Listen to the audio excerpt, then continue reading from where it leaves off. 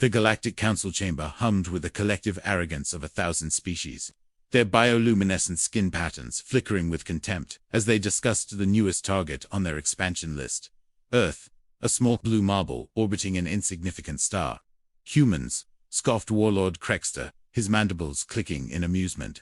7 billion primitives who have barely mastered interplanetary travel.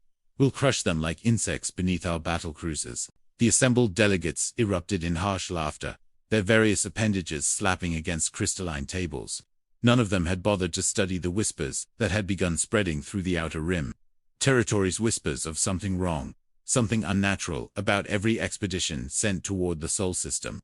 In the archives deep beneath the Council's citadel, an aging Vorthon historian named Zexul scrolled through classified reports, his 4 eyes narrowing with growing unease.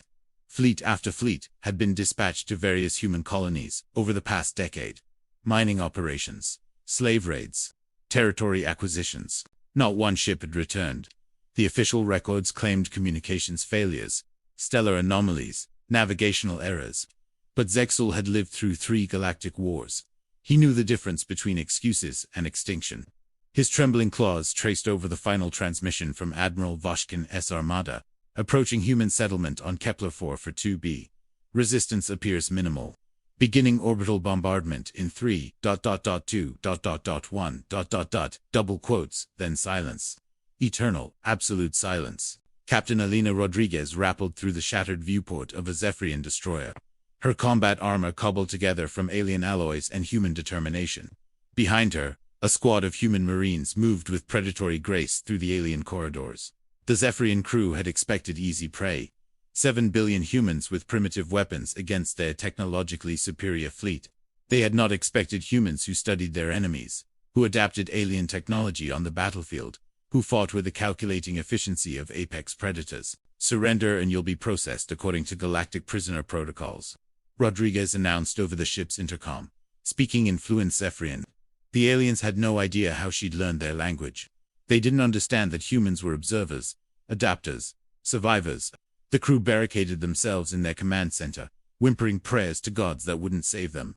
Outside, they could hear human voices coordinating their assault with cold precision. Hull breach sealed. Atmosphere normalized. Weapons systems offline. Ship secured. When the Marines finally breached the command center, they found the alien crew huddled together, their scales pale with terror. These weren't the confident invaders who had bombarded Earth hours earlier. These were broken creatures who had glimpsed something they couldn't comprehend. Humanity's capacity for violence when threatened. News of the Zephyrian defeat spread through the outer rim like a plague. The official reports were classified, but whispers traveled faster than light between smugglers, merchants, and pirates. Entire fleets had vanished after attacking human space. Not just defeated, vanished, gone without a trace. The hegemony of Skard dismissed the reports as propaganda. The Thousand Worlds Confederation laughed at the notion of primitive humans posing a threat. The Crystalline Dominion prepared their own invasion forces, confident that their energy-based weapons would succeed where kinetic attacks had failed. None of them returned. Months passed, then years. The pattern remained consistent. Any military force that entered human space with hostile intent simply ceased to exist. No distress signals, no debris fields, nothing but empty space where mighty fleets had once been. In the shadowy cantinas of Nexus Station, alien veterans would drink themselves into stupors and mutter about the human war. They spoke of boarding actions where humans fought with weapons improvised from their enemy's own technology. Of human pilots who flew damaged fighters into alien dreadnoughts with their last breath. Of human ground forces that didn't retreat. They don't fight like any species in the galaxy, an old Korthok mercenary would tell anyone drunk enough to listen. Most species fight until the cost becomes too high. Humans fight until there's nothing left to fight. But the most disturbing reports came from the few survivors. Of human conflicts who had been captured and later released. They spoke of humans who demonstrated an uncanny ability to understand alien psychology, to exploit weaknesses that even the aliens themselves didn't know existed. A former Dominion interrogator, now reduced to peddling information in the station's lower levels, would shake his crystalline head when asked about human prisoners. "You can't break them," he would whisper. "We tried everything: psychological warfare, neural manipulation, sensory deprivation. They endure. Not just physically, but mentally. They adapt to torture like they adapt to everything else. And while you're breaking them down, They're studying you, learning how you think, how you operate, what you fear. The galactic intelligence networks began tracking patterns in human behavior. What they found defied conventional military doctrine. Humans didn't seek conquest for resources or territory. They didn't expand their borders through aggressive campaigns. They simply existed in their small corner of the galaxy, developing their technology, exploring their immediate stellar neighborhood. But when threatened, they didn't just defend, they eliminated the threat entirely. Not through superior firepower or advanced technology, but through sheer, relentless determination to ensure that whatever had threatened them could never threaten them again. The Mortaki Empire learned this lesson when they attempted to establish a protection zone around human space. Their diplomatic fleet approached with standard intimidation, proto-said show of force designed to cow primitive species into compliance. The humans responded by disabling the entire fleet without firing a shot. Electronic warfare so sophisticated it turned the aliens' own systems against them. The Mortaki found themselves stranded in space, completely helpless, while human vessels appeared around them like ghosts. The human commander's message was simple. You have 15 minutes to withdraw from our space. This is your only warning. The Mortaki admiral, confident in his empire's military superiority, demanded the humans surrender immediately. The human response was to begin systematically disabling his ship's life support systems. 12 minutes later, the surviving Mortaki fleet limped back to their empire. Their crews traumatized and their admiral mysteriously absent from his command ship. The official report claimed technical malfunctions and navigational errors, but the survivors whispered the truth. Humans had boarded the flagship, taken the admiral, and simply vanished back into space. No violence, no demands. Just a demonstration that human reach extended far beyond their small corner of the galaxy. The admiral was returned 3 days later, found drifting in an escape pod at the edge of Mortaki space. He was physically unharmed, but refused to speak about his captivity.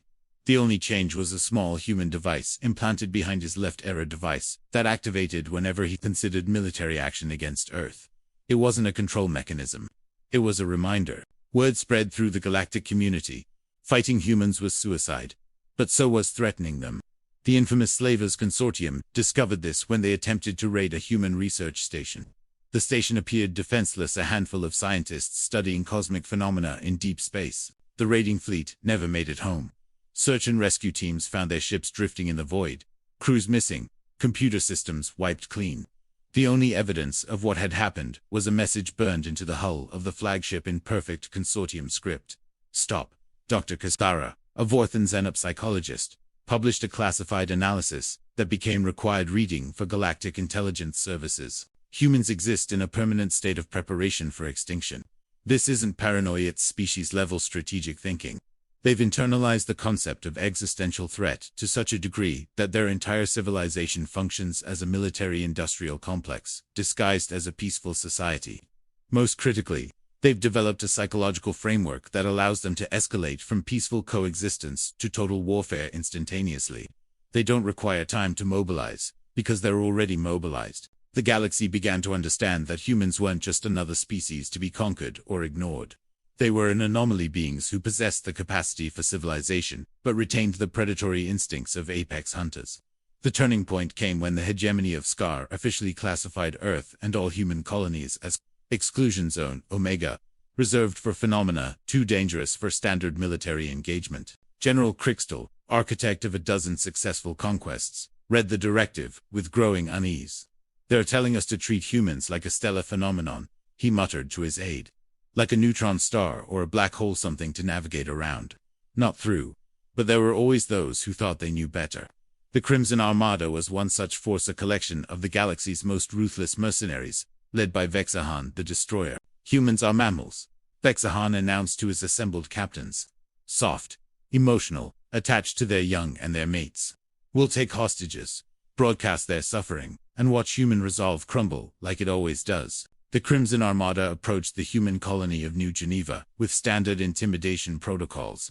They surrounded the planet and began broadcasting demands for unconditional surrender. The human response was silence. For 6 hours, the colony made no attempt to communicate. Then the human ships arrived. They didn't emerge from hyperspace with the usual energy signatures.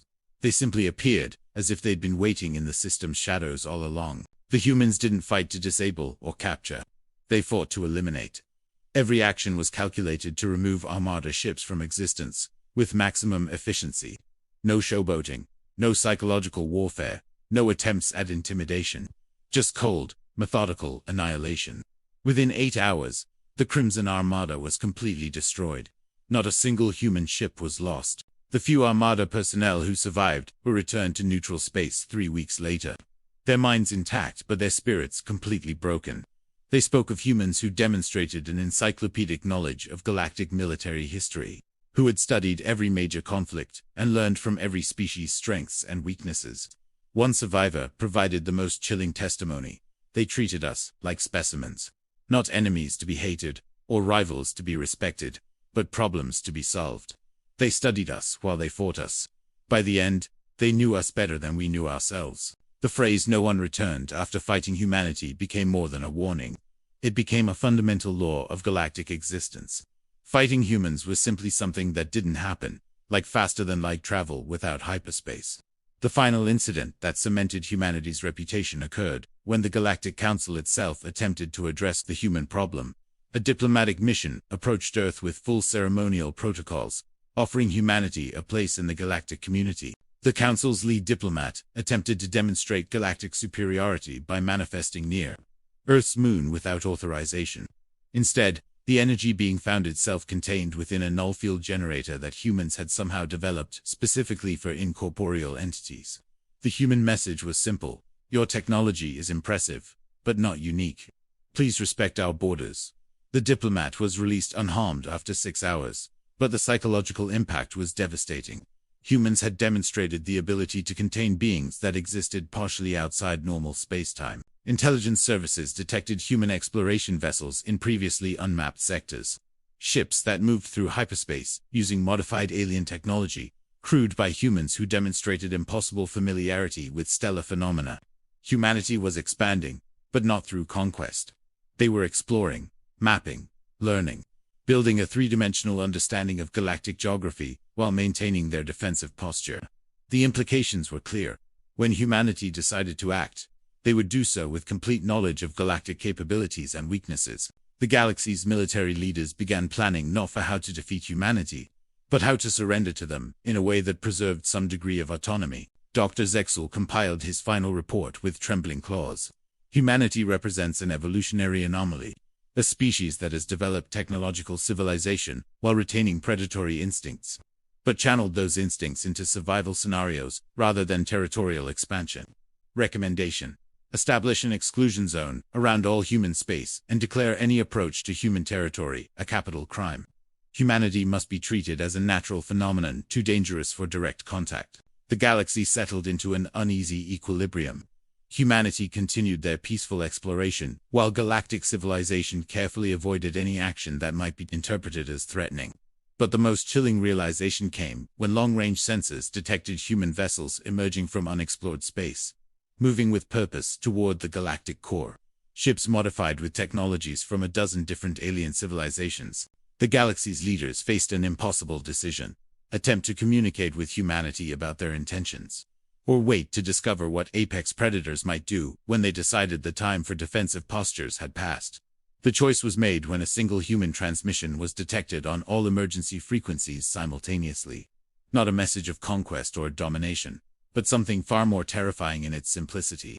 A single word, broadcast in every known galactic language: run. The message wasn't directed at any specific species or government. It wasn't accompanied by demands or threats. It was simply information, a professional courtesy from beings who had apparently decided that the galaxy's current management was no longer acceptable. Fleet admirals across the galaxy found themselves facing a scenario their training had never prepared them for. How do you respond to a threat that doesn't want to conquer you, but simply wants you gone? The answer, as it turned out, was simple. You run. And across 1,000 worlds, in 1,000,000 ships, through the vast emptiness between stars, the galaxy obeyed.